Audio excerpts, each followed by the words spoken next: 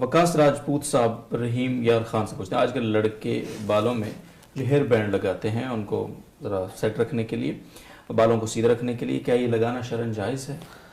بال اگر کسی نے پٹے والے رکھے ہیں نا اور وہ پیچھے لٹکے ہوئے ہیں تو ان بالوں کو بعض دفعہ ملانے کے لیے ہیئر بینڈ لگایا جاتا ہے، وہ جائز بھی ہے.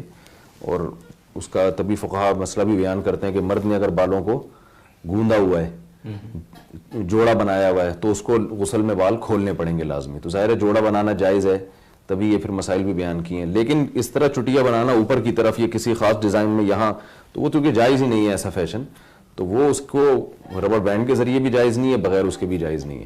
کیونکہ مرد کے بالوں کی 3 ہی صورتیں ہیں، یا تو چاروں طرف سے بال برابر ہوں، یا پورا سر منڈوایا جائے، یا پٹے والے بال رکھے جائیں. بڑے بالوں میں ہی ضرورت پڑتی ہے نا، تو بڑے بالوں کو تو سارے بالوں کو پیچھے لے جائیں. پیچھے بال اگر الجھن کا شکار ہیں، بڑے ہو گئے بہت، تو ان کو وہ ربڑ بینڈ سے باندھا بھی جا سکتا ہے، کھولا بھی جا سکتا ہے. مشابہت کی نہیں ہوگی؟ مشابہت میں نے تو دیکھے بہت سے لوگ.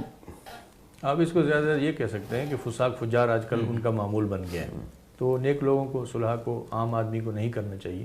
کیونکہ عام جو آج کل چھچورے قسم کے لوگ ہیں وہ ایسے پیچھے ربڑ بینڈ باندھ کر اور لمبا سا پیچھے کیا ہوتا ہے. میں نے ایک صاحب کو دیکھا، وہ چھچورے نہیں تھے، انہوں نے بھی باندھا ہوا تھا.